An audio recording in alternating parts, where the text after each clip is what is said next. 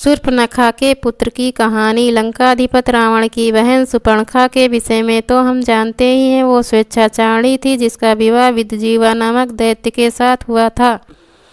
विद्धजीवा कालकेयों के कुल से संबंधित था जिसका वध रावण ने ही किया था। अलग अलग पुराणों में उसके वध की अलग अलग कथाएं मिलती हैं।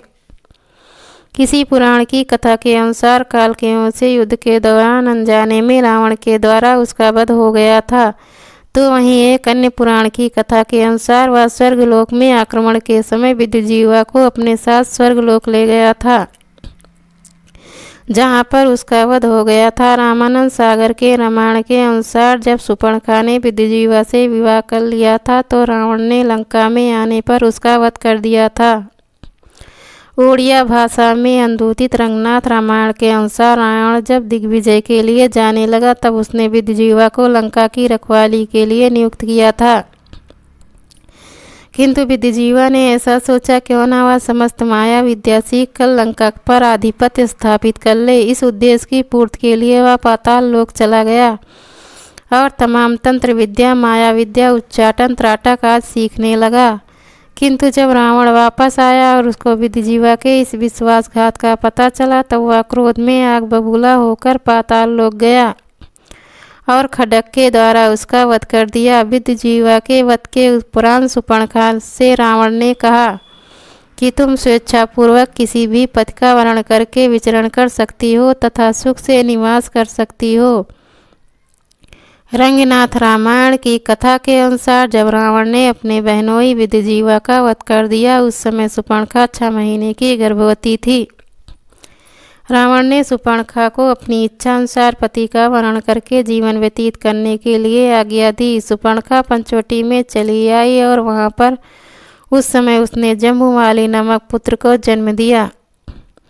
जब जम्बू बड़ा हुआ तो उसने अपने पिता के बारे में शूर्पणखा से प्रश्न किया। शूर्पणखा से यह जान करके उसके पिता का वध रावण ने कर दिया है वह अत्यधिक क्रोधित हो गया और रावण के वध के निमित्त वह तप करने के लिए जंगल को चला गया। उसने सोचा कि ब्रह्मा जी तो वर देंगे नहीं और शिव जी रावण के इष्ट देव हैं, साथ ही विष्णु भगवान पता नहीं कब प्रसन्न हो। यह सोच करके कि ये सभी देवता सूर्यदेव में निवास करते हैं उसने स्वयं सूर्यदेव की आराधना करने का निश्चय करके वन में घनघोर तप किया। चिरकाल तक तपस्या करने के उपरांत उसका शरीर भांस के झुरमुट से ढक गया।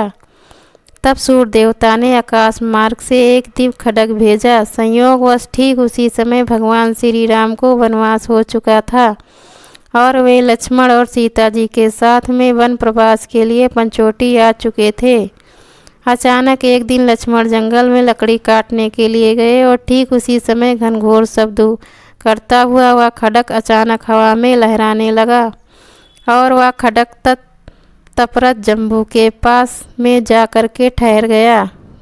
खड्ग से आवाज़ निकली कि हे जम्बू कुमार आप धन्य हो, आप यह खड्ग स्वीकार करें, श्री सूर्यदेव ने मुझे भेजा है।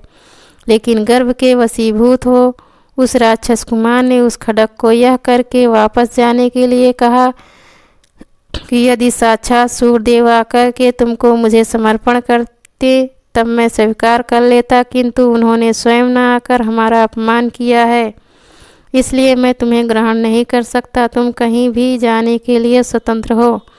ठीक उसी समय लक्ष्मण जी वहां पहुँचे और इस घटना से अनजान उन्होंने उस दुर्लभ और चमचमाते खड्ग को अनायास ही हाथ में पकड़ लिया। फिर उन्होंने उसकी परीक्षा लेते हुए अचानक ही बांस से बने झुरमुट पर प्रहार कर दिया। तत्काल ही एक मुनि कुमार 2 टुकड़े होकर छटपटाता हुआ दिखाई दिया। अब तो लक्ष्मण जी एकदम से कातर स्वर में विलाप करने लगे। उन्होंने कहा कि मैं दशरथ का पुत्र और श्री राम का लघु भ्राता ऐसा जघन्य कृत कैसे कर बैठा। अब तो मुझे जीवित रहने का कोई अधिकार नहीं है।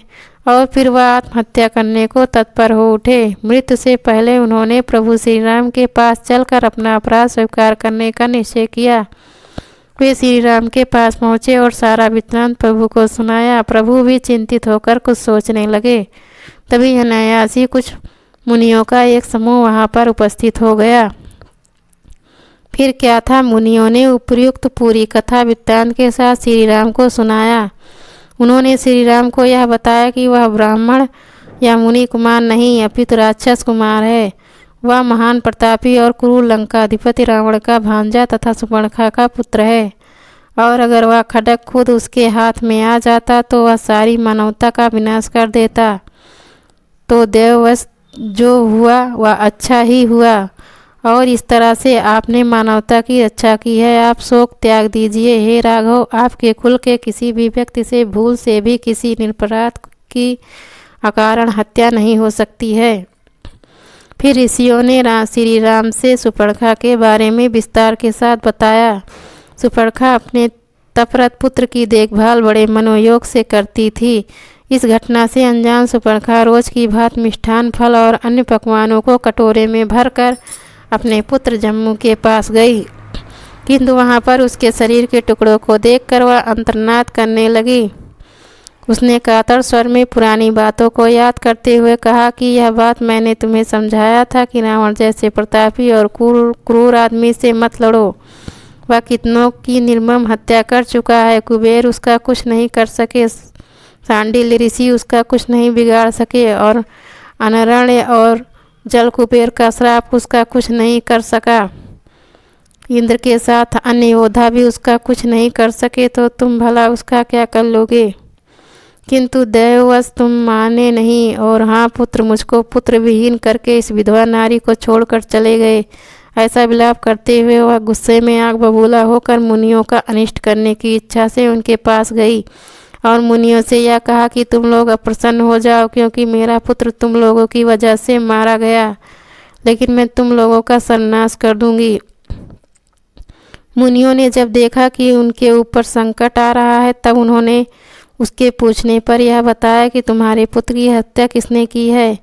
अपने पुत्र के हत्यारे के बारे में जानकर सुपर्णखा क्रोध में पागल हो गई, और लक्ष्मण के पद चिन्हों का अनुसरण करते हुए वह श्री राम के कुटिया की तरफ बढ़ गई।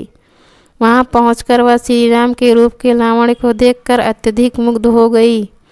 पुत्र शोक को भूलकर कामातुर सुपर्णखा ने श्री राम से शादी का प्रस्ताव कर दिया। इसके बाद में श्री राम ने कहा कि मैं तो शादीशुदा हूँ, तुम लक्ष्मण से बात करो।